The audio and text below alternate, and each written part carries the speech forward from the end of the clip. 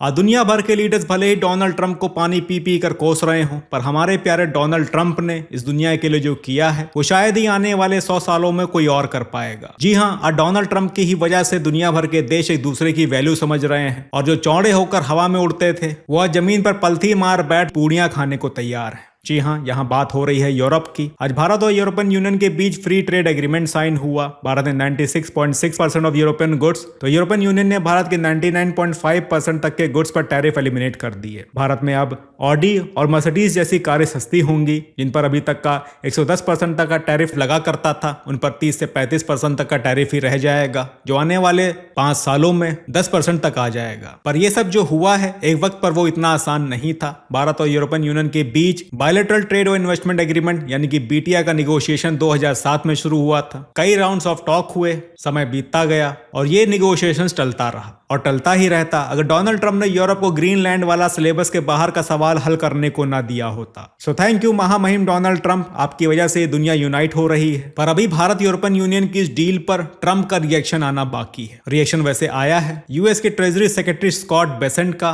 ये यूएस के finance minister हैं। ये कहते हैं कि यूएस ने यूरोप से ज्यादा सेक्रीफाइसेस किए हैं। हमने इंडिया पर 25% का टैरिफ इसलिए लगाया क्योंकि वो रशिया से ऑयल खरीद रहा था, पर देखो इन यूरोपियंस ने क्या किया, उसी इंडिया के साथ जाकर ट्रेड डील कर ली। That he has worked to negotiate a settlement on Russia, Ukraine. The U.S. has made much bigger sacrifices than the Europeans have. We have put 25% tariffs on India for buying Russian oil. Guess what happened last week? The Europeans signed a trade deal with India. मुझे लगा कहीं ये रो ना दे।